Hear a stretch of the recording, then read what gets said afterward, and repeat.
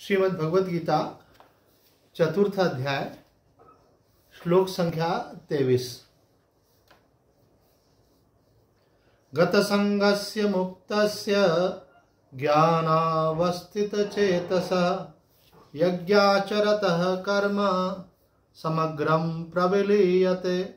जिसकी आसक्ति सर्वथा नष्ट हो गई है, जो देहाभिमान और ममता से रहित हो गया है और जिसका चित्त निरंतर परमात्मा के ज्ञान में स्थित रहता है, ऐसा केवल यज्ञ संपादन के लिए कर्म करने वाले मनुष्य के संपूर्ण कर्म भली भांति विलीन हो जाते हैं। ये प्रसंग जो चला आ रहा है कि जिन्होंने उस तत्व ज्ञान की प्राप्ति कर ली है, जो कर्म में अकर्म का दर्शन करने वाले हैं, ऐसे महापुरुषों के विषय में यहाँ लगातार श्लोक कहे जा रहे हैं, अर्थात उनकी स्थिति का वर्णन किया जा रहा है। तो ये दो तरफ इशारा करता है। एक और तो ये इशारा करता है कि कर्म में अकर्म की स्थिति को जो उपलब्ध महापुरुष हैं, जो जीवन मुक्त हैं, उनके लक्षण क्या हैं, और दूसरी तरफ ये इशारा करता है कि किन गुणों को धारण करने से वो उस स्थिति को प्राप्त हुए। तो ये एक तरफ तो उनके ज्ञानी के लक्षण बता दिए और दूसरी तरफ से साधक के लिए साधना बता दी गई कि क्या करना चाहिए। हम यहाँ देखते हैं इसकी व्याख्या में एक महात्मा जी कहते हैं कि निष्काम भाव पूर्वक केवल दूसरों के हित के लिए जो व्यक्ति कर्म करता है, उस कर्म को यज्ञार्थ कर्म कहा जाता है ना। जैसा कि श्लोक में कहा यज्ञार्थात् कर्म। तो यज्ञार्थ कर्म कौन सा है कि जो काम दूसरों की भलाई के लिए किया जाता है बिना किसी स्वार्थ के, उस कर्म को यज्ञ कर्म कहते हैं। क्योंकि भगवान विष्णु के जो 1000 नाम है, उस 1000 नाम में से एक नाम है यज्ञ। यज्ञ वही विष्णु, अर्थात सामान्य रूप से यज्ञ का क्या अर्थ होता है कि जब हवन सामग्री यज्ञ कुंड में डालते हैं तो उसको हम यज्ञ मानते हैं। लेकिन यह गीता जी में तो 14 प्रकार के यज्ञ बताए और उसका मुख्य भाव यही है यज्ञ का कि जो निष्काम भाव से कोई कर्म किया जाता है, जिसमें अपना कोई स्वार्थ नहीं होता है, वह यज्ञ कर्म कहलाता है। तो यहाँ महात्मा जी कह रहे हैं कि निष्काम भाव पूर्वक केवल दूसरों के हित के लिए कर्म करना यज्ञार्थ कर्म है। और यज्ञार्थ कर्म करने वाला जो योगी है, उसके सब कर्म विलीन हो जाते हैं, उसे स्वतः स्वाभाविक असंग स्वरूप का अनुभव हो जाता है। बोले और कुछ नहीं करे, केवल मनुष्य ये मन बना ले अपना। देखो कोई मुझसे पूछ रहा था कि भाई हमारा मन ज़्यादा पूजा में नहीं लगता है, हमारा मन ज़्यादा सेवा में लगता है। तो हमारे यहाँ कोई ऐसा नहीं है कि आपको एक डिसिप्लिन दिया उसी को फॉलो करोगे तभी आपकी मुक्ति होगी। यहाँ कई प्रकार से आपको साधना बताई जाती है। दूसरी एक बड़ी अच्छी बात यह है कि अगर कोई एक साधना आप करते भी हो तो 24 घंटे तो एक ही साधना नहीं कर सकते। तो कभी आप सेवा कीजिए, कभी आप बैठ के भजन कीजिए, कभी आप पूजा कीजिए, है ना, कभी आप तीर्थ दर्शन कीजिए। तो ये अलग अलग प्रकार की साधना होने से क्या होता है, हम अपना समय अधिक से अधिक साधना में बना सकते हैं, अपने लक्ष्य की ओर तेजी से बढ़ सकते हैं, है ना। जैसे किसी व्यक्ति को कहा जाए कि आपको फल खाने हैं, तो वो 4-5 फल होंगे तो हो सकता है कि वो आधा किलो तक खा जाए। लेकिन अगर उसको कहा जाए कि एक ही फल खाओ तो वो एक खाने के बाद बोलेगा आप मेरा मन नहीं है। तो अनेक प्रकार की साधनाओं का अभिप्राय यही है कि आपकी चित्त की वृत्ति बदलती है। तो जिस समय आपको लिख कर के भगवान का नाम जप करना है तो आप नाम लेखन कर रहे हैं, आप माला से कर सकते हैं, आप पूजा कर सकते हैं, आप पाठ कर सकते हैं, आप देव दर्शन कर सकते हैं, आप यज्ञ कर सकते हैं, आप किसी की सेवा कर सकते हैं। तो ये सभी कर्म जो है आपका कल्याण करने वाले हैं। तो यहाँ पे जो भगवान ने कहा गत संगस्य मुक्तस्य ज्ञानावस्थित चेतस यज्ञाचरतः कर्म समग्रम प्रविलीयते, कि यज्ञ के लिए कर्म करने वाला। यज्ञ मतलब दूसरे की भलाई के लिए, अपना कोई स्वार्थ नहीं रखने से।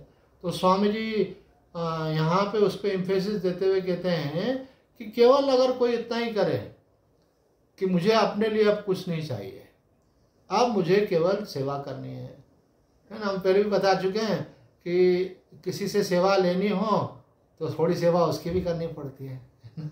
जैसे अपने यहाँ कोई कर्मचारी काम करने आता है और वो थका हुआ सा लगता है, अब उससे काम करवाना है, बोले क्या बात है, स्वास्थ्य तो ठीक है, बोले नहीं मेरा सिर दुख रहा है, बोले अभी हम आपको सिर दर्द की गोली देते हैं, बोले अभी बढ़िया चाय पिलाते हैं, आपका स्वास्थ्य ठीक हो जाएगा। तो क्यों? क्योंकि उसका स्वास्थ्य ठीक हो जाएगा तो अच्छे से काम करेगा। तो ये शरीर भी जो है ना, इसकी व्यवस्था करना भी सेवा है, ये बात समझना चाहिए। शरीर को मेरा नहीं मानना चाहिए, ये भगवान का दिया हुआ यंत्र है, इसके द्वारा हमको उस लक्ष्य की प्राप्ति करनी है। तो इस शरीर का उपयोग करने के लिए इसको भी बिल्कुल ठीक रखना चाहिए और इसकी व्यवस्था भी करना चाहिए। तो यहाँ कह रहे हैं कि दूसरों के हित के लिए कर्म करना। तो एक स्वाभाविक प्रश्न आता है कि सारे कर्म दूसरों के हित के लिए कैसे हो सकते हैं? कुछ काम तो हम अपने लिए करेंगे, तो अपने लिए नहीं करेंगे, शरीर के लिए करेंगे, और शरीर के लिए जो करेंगे वो भी सेवा के अंतर्गत आएगा। उसमें आपको अपनी भावना बदलनी पड़ेगी, नहीं तो आपका 100% नहीं बनेगा काम। 100% काम बनने के लिए आपको शरीर के प्रति अपनी भावना बदलनी पड़ेगी कि ये शरीर मेरा नहीं है, भगवान का है, और भगवान ने शरीर क्यों दिया है? इसके द्वारा सेवा करनी है। अभी जो प्रसंग चल रहा है उसमें क्या सेवा करनी है, मानो किसी ने लक्ष्य सेवा का बना है, तो शरीर से सेवा करने के शरीर को फिट रखना पड़ता है ना। जैसे आपको सत्संग सुनना है तो आपको उठ करके नहा धोकर फ्रेश होकर के और बिल्कुल बढ़िया होकर के बैठना पड़ता है ना। कोई आलसी होगा तो वो तो ठीक है, वीडियो बंद करके लेटा भी रहेगा तो चलेगा उसको, है ना। कोई होगा तो वो बैठ के आराम से चाय पी रहा होगा तो उसको तो वीडियो चालू करने की जरूरत ही नहीं है। लेकिन अगर आपको सामने बैठ करके सत्संग सुनना है तो आपको सावधान होकर के बैठना पड़ेगा, है ना। आप इधर उधर देख नहीं सकते, आप इधर उधर देखेंगे फिर बोले स्वामी जी बोलेंगे क्यों सत्संग के समय इधर उधर देखते हो। तो इसी प्रकार से शरीर से अगर आपको सेवा करवानी है तो शरीर को आपको फिट फाट रखना पड़ेगा। पर शरीर को रखना है, मुझे अपने को रखना है, ये भावना नहीं होना चाहिए। ये एक थोड़ा बहुत पुरानी बीमारी लगी हुई है, इसको बार बार आप जब अंदर थॉट देंगे ना अपने, तो धीरे धीरे चेंज होगा। वो कौन सा कि शरीर के लिए हम जो व्यवहार में मैं शब्द का प्रयोग करते हैं तो वो हमारे अंदर में बैठ गया गहरे में कि मैं यह हूँ। और मुक्ति का मतलब ही यही है केवल कि शरीर मैं नहीं हूँ, शरीर मेरा नहीं है, इस भाव से मुक्त हो जाना। क्योंकि आत्मा तो नित्य मुक्ति है, वो बंधन में थी कहाँ, पर बंधन में क्यों आई? क्योंकि शरीर को मैं मान लिया और शरीर से संबंधित वस्तुओं को अथवा शरीर को भी मेरा मान लिया।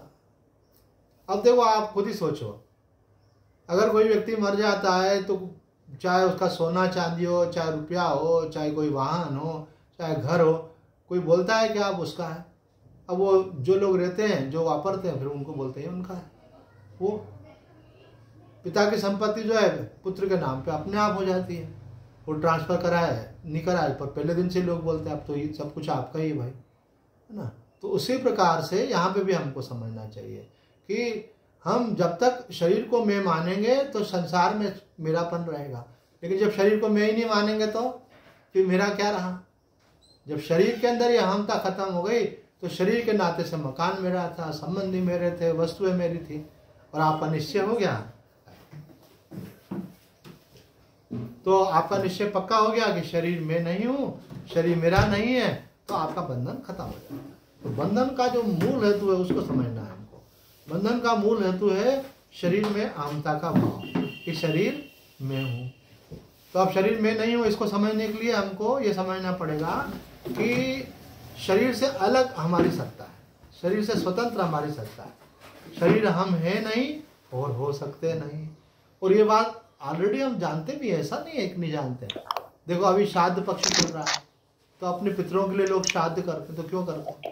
अगर आपके पितर, आपके पिताजी या दादाजी या जो भी कोई थे वो थे, या परदादाजी जो भी थे, जो भी पितर जिनके लिए आप श्राद्ध करते हैं, अगर आप उनके शरीर को ही वो मानते थे तो उसको तो जला दिया गया, उनको तो भस्म कर दिया गया, तो उनके लिए कुछ कैसे कर सकते हो आप? इसका मतलब है कि वो शरीर नहीं थे, वो शरीर में से जीवात्मा निकल गई और उस आत्मा के लिए हम लोग उस जीवात्मा के लिए श्राद्ध करते हैं। भाई इन पुण्य कर्मों के द्वारा उनकी जहाँ जो हमारी कर्तव्य के रूप में जो भूमिका है उसको हम पूरा कर रहे हैं। वो एक पूरा अलग विषय निकल आएगा। कई लोग होते हैं, उसमें एक लोग होता है पितृलोक। तो पहले हम हमारी माताजी के साथ बहुत सालों तक वृंदावन जाते थे तो क्या होता था, जब हम उज्जैन से जाते थे तो गाड़ी नागदा तक जाती थी, और नागदा तक सीधे वृंदावन नहीं जाती थी, मथुरा नहीं जाती, तो नागदा जाती थी, फिर नागदा में जो है गाड़ी चेंज होती थी, तो वहाँ उतरना पड़ता था और 15 मिनट आधे घंटे का कुछ गैप रहता था, उसके बाद दूसरी गाड़ी आती, उसको वेट करके जाते थे, है ना। तो ऐसे कोई व्यक्ति जब शरीर छूट जाता है ना, तो शरीर छूटने के बाद में उसको दूसरा शरीर मिलना है। अब दूसरा शरीर मिलना है तो उसका जन्म उस जगह जो होना है जहाँ उसके कर्म फल भोग हो सके, है ना। जैसे मानो एक व्यक्ति की डेथ हो गई, अब उसका अपने पुत्र से बहुत प्रेम है, उसके पुत्र ने बहुत पिताजी का मान सम्मान रखा, और पिताजी ने उसके लिए बहुत कुछ उसको सुख सुविधा जुटाई, अपने मेहनत का सब कुछ उसके लिए खर्च किया। अब परस्पर एक दूसरे के साथ लेने देने का संबंध है। अब वो व्यक्ति जो चला गया उसको लौट करके घर में ही आना है, अगर वो घर में नहीं आएगा तो अपने पुत्र के साथ उसका लेन देन कैसा पूरा होगा। पर उसका लड़का जो है उसकी शादी अभी नहीं हुई है, तो फिर वो क्या होता है कि बीच का पीरियड है, लड़के की शादी हो जाएगी, फिर उसको संतान होगी, तो वही जो उसके पिताजी थे वो संतान के रूप में आ गए, अथवा पिताजी के जो पिताजी थे उनका विशेष इसने था, वो अब संतान के रूप में। तो ये बात हमारे गुरुदेव शंकराचार्य जी महाराज के द्वारा कही गई है। अक्सर करके हमारे घर के बड़े ही हमारे घर में वापस लौट कर गया, क्योंकि उनके साथ ऋणानुबंध है ना हमारा, है ना। एक साध्वी जी बोलती ऋतंबरा जी कि कोई बच्चा आता है और देखो देखो इसकी यहाँ पे बाल नहीं है, ये बिल्कुल अपने दादाजी जैसा दिख रहा है। तो बोले दादाजी जैसा नहीं दिख रहा है, ये दादाजी है। दादाजी घर में आ गए ऐसे, पर अभी आप पहचान नहीं पा रहे हो। वो भी बालक जो है वो अबोध है, अच्छी बात है, लेकिन ये ऋणानुबंध रहता है। तो यहाँ कह रहे हैं कि ये संसार के जो संसार बंधन है, इससे अगर आपको मुक्त होना है तो एक लक्ष्य बना लो, बस एक थॉट अपने आप को दो कि शरीर में नहीं हूँ, बस इसको आप अंदर ही अंदर पक्का कर लो। शरीर में नहीं हो आपका अगर हो गया पक्का तो काम हो जाएगा। कोई मुझे बोलता है कि स्वामी जी इतनी सारी बातें क्या करें तो कल्याण होगा।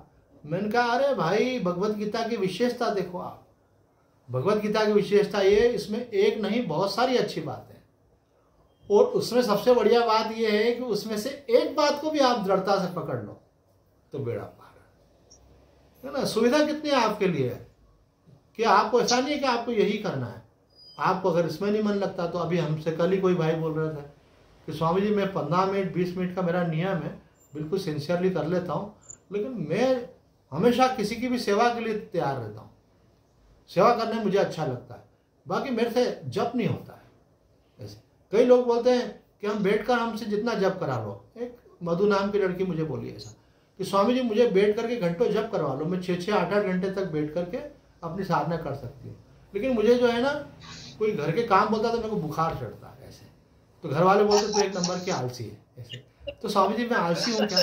तो मैंने बोला जो आलसी होता है वो न जप करता है न काम करता है, उसको आलसी बोलते हैं। मैंने कहा आपका मन जो है उसमें ज़्यादा लगता है, आपका संस्कार वो है, प्रमादी आप नहीं हो, आलसी नहीं हो। आलसी तब कहलाओगे जब आप भजन भी नहीं करो और कर्म नहीं करो। तो साधन कुछ भी करो, एक चीज़ को कम से कम आप थोड़ा सोचो भी, कभी कभी सोचना भी चाहिए, है ना। कभी कभी जैसे कोई छोटा बच्चा होता है, हमको प्यार आता है, सोचते हैं इसको कुछ मिठाई खिलाएं, तो हम बोले तुमको कौन सी मिठाई अच्छी लगती है? तो मेरे को बोले खोपरा पाक अच्छा लगता है। तो ठीक है तुमको खोपरा पाक खिलाएंगे। कोई बोले मुझको गुलाब जामुन अच्छा लगता है। तो ऐसे आपको ये भी सोचना चाहिए, है ना, आंसर फट से आना चाहिए आपका पक्का कि आपको कौन सा साधन अच्छा लगता है। जिस साधन को करने में आपको जरा भी प्रयत्न नहीं करना पड़ता, बहुत आसानी से होता है। जैसे बच्चों को खेलने में प्रयत्न नहीं करना पड़ता, पढ़ाई में प्रयत्न करना पड़ता है। बोले पढ़ाई करो मम्मी पापा बोलते हैं, और खेलने का बोलो एकदम सब दौड़ के निकल जाएंगे। तो बोले इसी प्रकार से इतने सारी प्रकार की साधनाएं भगवान अभी आगे भी देखो 14 प्रकार की साधनाएं बताने वाले हैं अभी। तो वो बोलते हैं कि आप देखो आपका मन किस में लगता है। एक बार एक आश्रम में सत्संग होता था, रामकृष्ण आश्रम में, तो हमने कहा कि देखो माता आनंदमयी ने कहा है कि आपके लिए कौन सी साधना श्रेष्ठ है। जिस साधना को करने के समय आपको दूसरे विचार कम से कम आए और जिसको करने में आपको मन को अच्छा लगे, मतलब मन को खुशी हो, ऐसे तो वो जो वहाँ आश्रम के जो संचालक थे वो पति पत्नी थे, तो वो पत्नी जो थी वो भी सीनियर डॉक्टर थी। तो फिर वो जब कार से छोड़ने के लिए मुझे आ रहे थे तो रास्ते में उन्होंने डॉक्टर ने कहा कि स्वामी जी मैंने विचार किया कि आपने बोला कि सत्संग है, सेवा है, जप है, पूजा है, पाठ है, देव दर्शन है, परिक्रमा भी साथ में है बहुत बड़ी, पर आप गिरिराज जी की परिक्रमा कर रहे हैं, वृंदावन की परिक्रमा कर रहे हैं, आप जहाँ भी आपकी भावना है मंदिर की परिक्रमा कर रहे हैं, तो आपका मन किस में लगता है? कई लोगों का नाम जप लिखने में मन लगता है, ऐसे बोले इसमें तो टाइम ही नहीं मालूम पड़ता हमको। तो आप कोई भी चीज़ कर रहे हैं तो कौन सी चीज़ सबसे श्रेष्ठ है? तो माँ कहती है जिस काम को करने में आपको मिनिमम रेजिस्टेंस हो, मिनिमम प्रतिरोध हो, कम से कम आपके मन में विरोध आए, और जिसको करने में आपको खुद को अच्छा लगे, मन को खुशी मिले। तो वो डॉक्टर कहने लगे कि स्वामी जी मैंने सोचा कि ऐसी कौन सी चीज़ है जिसमें कम से कम विचार आते हैं? तो बोले पूजा में भी मेरे को विचार आ जाते हैं, पाठ में भी मेरे को विचार आ जाते हैं, जप में भी विचार आ जाते हैं। लेकिन एक बात मैंने ध्यान दी कि जब मैं आपका सत्संग सुनती हूँ तो एक बार भी ऐसा नहीं हुआ कि मुझे कोई दूसरा विचार आता हो सकता है कुछ लोगों को आते हो, पर वो बोले मुझे कोई, मैंने बोला सत्संग आपके लिए साधना है, क्योंकि ये पक्की बात जानो कि कोई बात अगर आप बार बार सुनते रहोगे ना तो आपका सॉफ्टवेयर अपने आप अपडेट हो जाएगा, आपका मन अपने आप बदल जाएगा, आपके विचार अपने आप बदल जाएंगे। इसलिए हमारे यहाँ बहुत पहले से कहावत है, वो अंग्रेजी में भी बोलते हैं, है ना, कि जैसा संग वैसा रंग, as the company so the colour. तो आप सत का संग करेंगे तो असत आपके अंदर से हटता चला जाएगा।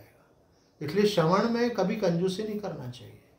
ज्ञान मार्ग में तो एक महात्मा जी के पास हम जाते थे तो वो महात्मा जी हंसते थे इस बात के लिए कि तुम ध्यान लगाते हो। बोले हमारे यहाँ ध्यान लगाने का नहीं होता है, ध्यान होने वाली चीज़ है, करने की चीज़ नहीं है। फिर यही बात मैंने उड़िया बाबा जी के ग्रंथ में पढ़ी। बोले कुछ लोग ध्यान सिखाते हैं, बोले ध्यान सिखाने की चीज़ नहीं है, ध्यान तो होता है। तो अब प्रश्न उत्पन्न होता है ध्यान होगा कैसे भाई? अब सिखाया भी नहीं जा रहा है, करना भी नहीं है, तो अपने आप कैसे होगा? तो वो स्वामी आत्मानंद जी महाराज वो अभी भी वर्तमान में इंदौर में विराजते हैं, तो वो कहते थे कि जब आप को ये बात कन्विंस हो जाती है, अच्छी प्रकार से समझ में आ जाती है कि आप शरीर नहीं हो, आप आत्मा हो, और उसमें जो कन्फ्यूजन्स होते हैं वो मनन करके आपने क्लियर कर लिए, सारे क्वेश्चंस आपने पूछ लिए, और धीरे धीरे करके आपने उन क्वेश्चंस को के आंसर्स के माध्यम से आपके अंदर क्लियरिटी आ गई, बिल्कुल कांच की तरह क्लियर हो गया कि मैं आत्मा हूँ। उसका परिणाम क्या होगा? तो कहते हैं कि जब आपको ये बिल्कुल पक्का हो गया मैं आत्मा हूँ, तो आप कुछ भी करेंगे लेकिन घूम फिर करके आपका मन आगे कहाँ टिकेगा? आत्मा में, है ना। जैसे अपन फर्श पे पानी डाल देते हैं तो पानी इधर उधर जाता है, लेकिन आखिर में जाके कहाँ ठहरता है? जो सबसे नीचे वाला, तो वो उसका वो ढलान वहाँ जहाँ होती है वहाँ।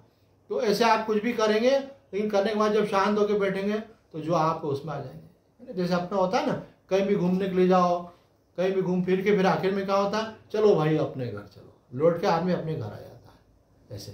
तो उसी प्रकार से जब आपका केंद्र बन गया कि मैं आत्मा हूँ, तो आप कुछ भी चिंतन करेंगे लेकिन आखिर आगे ठहरेंगे कहाँ? आत्मा में। तो जो अपने आप में लौटना है उसको बोलते हैं ध्यान, है ना, होम कमिंग। इसी को ध्यान भी बोलते हैं, इसी को तत्व ज्ञान भी बोलते हैं, कि आप अपने आप में लौट आओ। अभी अपने से अलग होकर के आप शरीर में चले गए, मन में चले गए, और शरीर मन के माध्यम से फिर परिवार में चले गए। आपका जहाँ जहाँ रागत द्वेष है, संसार में मोह माया है, आपका मन वहाँ चला गया। तो लौट करके कहाँ आना है? तो इस आत्मज्ञान की, ब्रह्म ज्ञान की, भगवत प्राप्ति की यात्रा का एक नाम क्या है? Home coming. अपने वास्तविक घर लौट करके आना। हम भटक गए, भूल गए संसार में, हम इसीलिए दुख पा रहे हैं। अगर अपने आप में लौट आएंगे तो आनंद ही है। तो अपने आप में लौटने का मतलब थोड़ी कि आप घर में नहीं रहोगे, कि आप पढ़ाई लिखाई नहीं करोगे, कि अपना काम धंधा नहीं, सब वैसे ही चलता रहेगा, लेकिन आपका केंद्र बदल जाएगा। तो यहाँ भी ये बात कही जा रही है। तो आइए आगे बढ़ते हैं।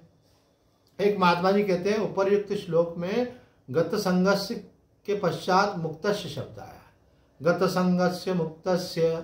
तो कहते हैं इसका तात्पर्य है कि असंग होने पर उसी क्षण मुक्ति हो जाती है। जैसे आप आसक्ति से मुक्त हुए, आसक्ति से छूटे, उसके साथ ही मुक्ति हो जाती है। फिर मुक्ति नाम की कोई अलग चीज़ नहीं है। आपने शरीर की आसक्ति छूटी, आपकी मन की आसक्ति छूटी, तो उसके साथ संसार की सारी आसक्ति छूट जाती है। पहले हम भले बाहर से आसक्ति छोड़ने की कोशिश करें कि घर में आसक्ति मत रखो, परिवार में आसक्ति मत रखो, पैसे में आसक्ति मत रखो, अच्छी बात है। लेकिन इस सबके मूल में कौन सी आसक्ति रहती है? देहासक्ति, है ना। किसी किसी को वैराग्य हो जाता है। फिर वैराग्य कौन सा वाला होता है कि मेरे को टाइम से भोजन नहीं दिया, मेरे को घर से वैराग्य हो गया है ना। कोई मेरा कहना नहीं मानता है, मेरे को वैराग्य हो गया, है ना। अब उनको वैराग्य हुआ संसार से, लेकिन राग किससे है? शरीर से। क्यों? कि उनको टाइम टेबल से सब कुछ बढ़िया मिलना चाहिए। तो इसको वैराग्य नहीं कहते, ऐसा स्वामी कृष्णानंद जी महाराज समझाते थे कि वैराग्य को हम किस रूप में देखते हैं? दूसरों से मन का हट जाना। असली वैराग्य क्या है? तो ध्यान देना, बड़ा इंपॉर्टेंट पॉइंट है ये। असली वैराग्य क्या है? अपने शरीर के प्रति जो मोह है उसके छूटने का नाम वैराग्य। मोह छूटता है। ऐसा एक साधिका जो थी वो ऐसे बाल बाल बिखरे हुए थे और अस्त व्यस्त, साड़ी भी ऐसी, है ना, थोड़ी सलवटे ज़्यादा आ रहे हैं, ये कलवाली पहन ली, ऐसे बैठी। तो स्वामी जी ने बोला उनको, स्वामी कृष्णानंद महाराज ने, कि अस्त व्यस्त रहने का नाम वैराग्य नहीं है। कई लोग क्या होता है, दाढ़ी हाथ कचरी बढ़ा रखी है, कपड़े ठीक से पहने नहीं है, मेले पहने, तो और देखो ये मजनू जैसा हो रहा है, ये भगवान की भक्ति में इसको ये वैराग्य हो गया। ये कोई वैराग्य नहीं कहलाता है। वैराग्य का मतलब होता है शरीर से आसक्ति का निकलना। अस्त व्यस्त रहने का नाम वैराग्य नहीं है, मस्त रहने का नाम वैराग्य। अपने आत्मा में मस्त रहो, भगवान के प्रेम में मस्त रहो, लेकिन व्यवहार तो आपको व्यवस्थित करना चाहिए। एक व्यक्ति एक आश्रम में रहने के लिए गया, तो आश्रम की जो प्रधान थी माता आनंदमयी थी। तो माता आनंदमयी ने किसी दूसरे को कहा, भाई ये आए हैं, इनके लिए एक कमरे की साफ सफाई करके व्यवस्थित करो, फिर इनको कमरे में ले जाओ। तो वो गए ऊपर, कमरा सब साफ सफाई करके आए। बोले माता जी कमरा साफ हो गया, इनको ले जाओ। बोले हाँ ले जाओ। तो वो उनको लेकर के कमरे में पहुंचे।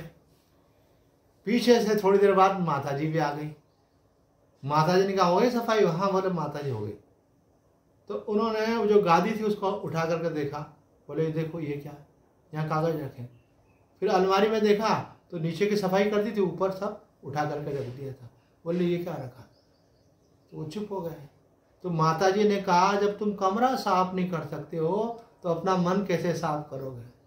कई लोगों को लगता है कि अरे भाई हमको संसार में इंटरेस्ट नहीं, हम भजन में इंटरेस्ट लेते हैं। लेकिन ये माइंड एक ही है, जो संसार का व्यवहार कर रहा है वही भजन भी कर रहा है। वही कई लोग मंदिर में पूजा करते हैं, इतनी गंदगी कर देते हैं वहाँ पे, है रोज की जली हुई वो जो दीपक की वो होगी, वो कहीं वहाँ आसपास कहीं भटक देंगे। वो जो अगरबत्ती जलाई है तो वो उसकी जो ऐश गिर रही है वो वहाँ इतनी इकट्ठी कर देंगे, हैं। तो अगर आप मंदिर की सफाई अच्छे से नहीं कर सकते तो मन की कैसे करोगे आप बताओ?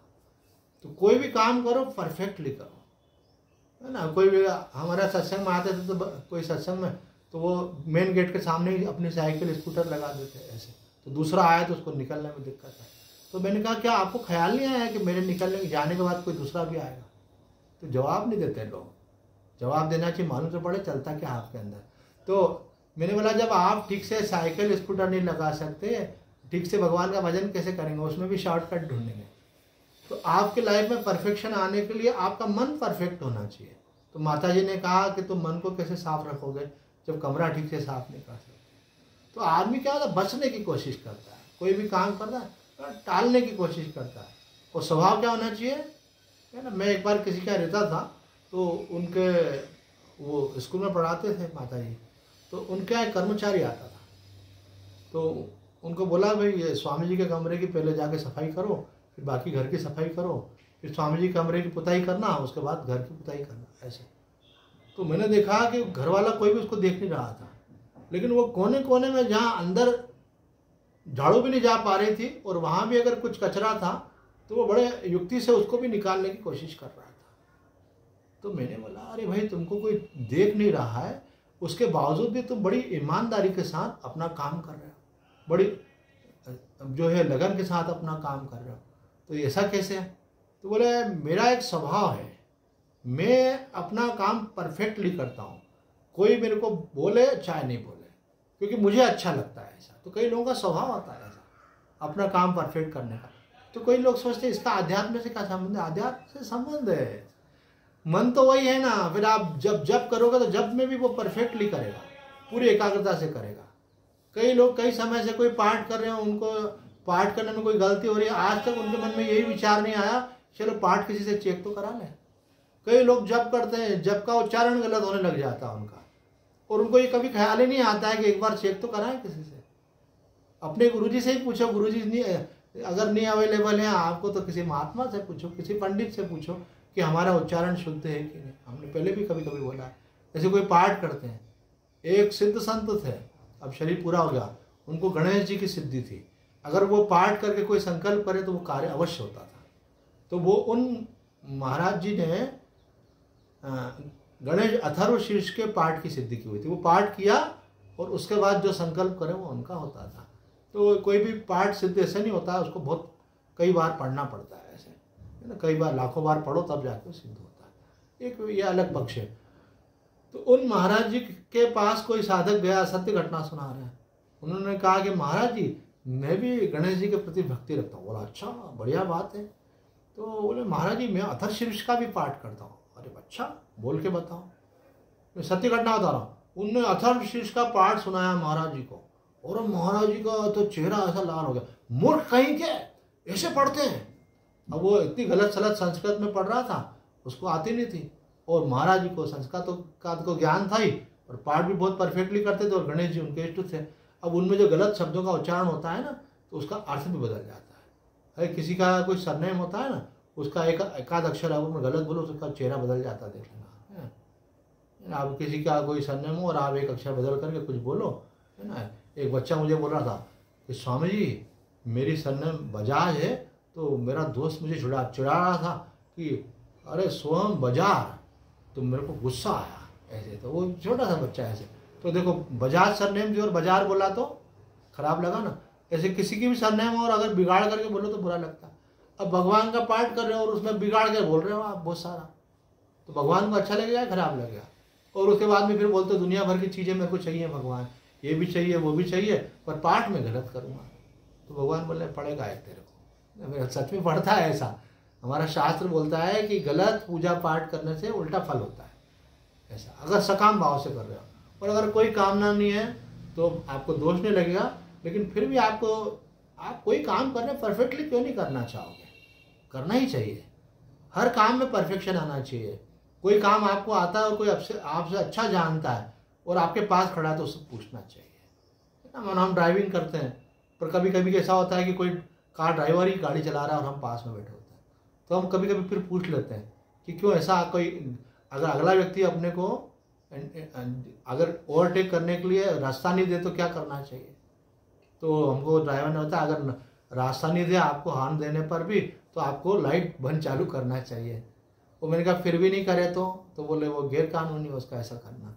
तो हम कोई भी चीज़ कर रहे हो उसको परफेक्ट पूजा परफेक्टली। सत्संग कैसे करना चाहिए ये भी मन में आना चाहिए।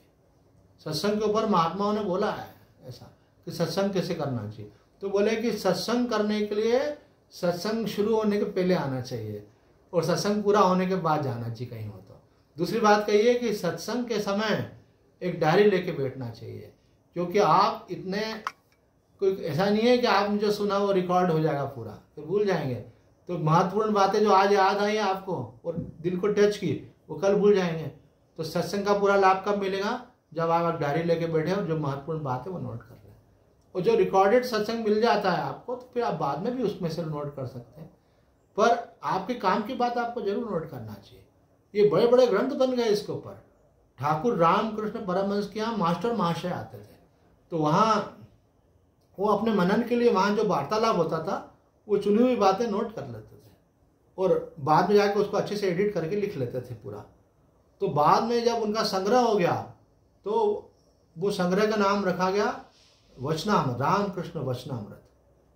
अभी रामकृष्ण परमहंस की शिक्षाओं में सबसे श्रेष्ठ पुस्तक अगर कोई मानी जाती है, जिसका नित्य पाठ किया जाता है, जो उनके आश्रम में रोज पढ़ी जाती है, उस पुस्तक का नाम क्या? रामकृष्ण वचनामृत। 3 भागों के अंदर है। लेकिन उसका निर्माण कैसे हुआ? कोई इरादे से नहीं बनाई गई थी, उन्होंने अपने मनन के लिए लिखी थी। इसी प्रकार से रमन महर्षि के आश्रम में एक साधक आते थे, जो भी आकर के महर्षि जी से प्रश्न पूछते, महर्षि उत्तर देते, वो नोट करते आते। जब उन्होंने पूरा संग्रह कर लिया तो एक दिन उन्होंने वहाँ के जो आश्रम के अधिकारी थे उनको दिखा, और ये तो बहुत अच्छा संग्रह है, इससे तो बहुत पब्लिक का लाभ हो सकता है। वो पुस्तक प्रकाशित हो गई। रमण महर्षि के आश्रम से प्रकाशित पुस्तकों में सर्वश्रेष्ठ पुस्तक कहलाती है। रमण महर्षि से बातचीत, टॉक्स विद रमण महर्षि।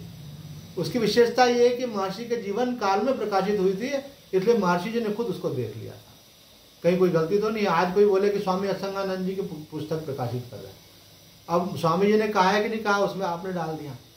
तो रमण महर्षि जी के जीवन काल में प्रकाशित होने से उसकी प्रामाणिकता बढ़ गई, क्योंकि महर्षि जी ने उसको चेक कर लिया, तो वो वाणी महर्षि जी की है, तो वह परफेक्ट गाइडेंस मिलता है। तो आप उसके लिए नहीं, देखो हम भी कॉलेज स्कूल में पढ़ते तब का भी हमको याद है, जिन चीज़ों के हम नोट्स बना लेते थे, वो बनाए हुए नोट्स जो हैं जब हम पढ़ते थे तो हमको याद करने में बहुत हेल्प मिलती थी, और जब किताब से पढ़ते थे तो उतना मन नहीं लगता था। तो आप अपने हाथ से लिखो। मैं एक संत के साथ था, उन्होंने राधा कृष्ण के बहुत पदों की रचना की थी, उनके कई ग्रंथ प्रकाशित हुए थे। जब मैं उनके साथ था, वो जीवन की उनकी आखिरी समय चल रहा था, उस समय भी वो लिखते थे। बोले आप जितने ग्रंथ हैं उनमें से चुन करके मैं एक ग्रंथ बना रहा हूँ। बोले मेरे कई ग्रंथ हैं उनमें से ये, तो उनका मन उसमें लगता था। तो आप अपने जब कुछ नोट्स बनाएंगे तो उसको पढ़ेंगे, उसमें विशेष लाभ। आप गीता पढ़ें, रामायण पढ़ें, भागवत पढ़ें, अथवा जो भी ग्रंथ पढ़ें, उसमें फिर आप पेंसिल से अंडरलाइन करते जाएं और एक डायरी बना के लिखें। ये बात तो यहाँ पे बोल रहे हैं, गत संगस्य मुक्तस्य ज्ञानावस्थित चेतस। बोले मुक्त हो गए तो अब हम स्वतंत्र कुछ भी करें, ऐसा नहीं है। बोले अभी आपको उसको परिपक्व करने के लिए क्या करना चाहिए, ज्ञान में स्थित रहना चाहिए, अर्थात ज्ञान के अभ्यास को नहीं छोड़ना चाहिए। ज्ञान का अभ्यास क्या है कि मैं साक्षी हूँ, मैं आत्मा हूँ, इस भाव में बने रहना चाहिए। तो आपकी उसमें दृढ़ता आ जाएगी। तो उससे क्या होगा, आपके जो आप कर्म करेंगे वो कर्म आपके सब विलीन हो जाएंगे। वो आपको पुनर्जन्म का हेतु नहीं बनेंगे, वो आपको बांधने वाले नहीं बनेंगे। क्यों? क्योंकि आप करता हो ही नहीं, आप तो साक्षी हो, आप तो आत्मा हो। आप करता हो ही नहीं, करता आपने भगवान को मान लिया। कोई भी कर्म का संग्रह तब होता है जब वहाँ पे कर्ता, करण और कर्म तीन चीज़ें होती है। अगर करण हो मतलब जैसे हाथ पैर है और जो काम हो रहा है वो भी हो रहा है, लेकिन करने वाले के रूप में कर्तापन का अभिमान नहीं है, तो वो कर्म आपको बांधने वाला नहीं हो सकता। तो आज इतना ही कहकर अपनी वाणी को विराम देते हैं। ओम पूर्णमदः पूर्णमिदं पूर्णात् पूर्णमुदच्यते पूर्णस्य पूर्णमादाय पूर्णमेवावशिष्यते। ओम शांति शांति शांति। हरि ओम तत्सत्।